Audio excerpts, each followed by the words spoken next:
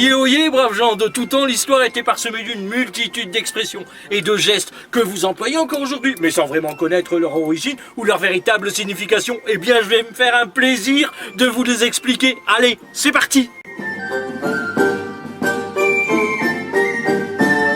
Aujourd'hui, nous allons voir une expression qui inverse les choses, et c'est mettre la charrue avant les bœufs.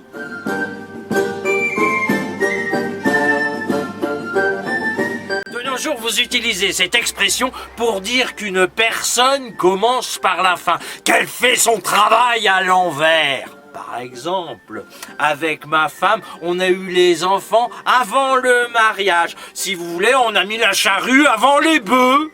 Mais d'où vient cette expression ?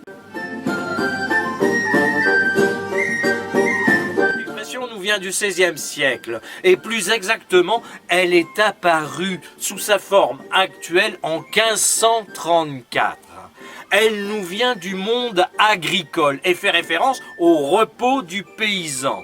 Lorsqu'il s'accordait une journée de congé, il devait démonter sa charrue et la ranger devant les bœufs, alors que dans les champs, elle était obligatoirement derrière les bêtes.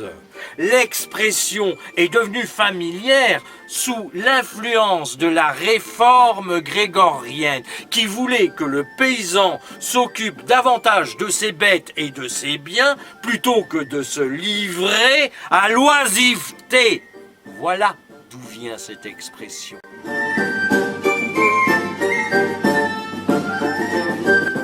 Mettre la charrue avant les bœufs, c'est commencer par la fin. C'est comme si on mettait l'œuf après la poule, alors que c'est l'œuf qui fait la poule. Quoique la poule peut très bien être avant, vu que c'est elle qui fait l'œuf.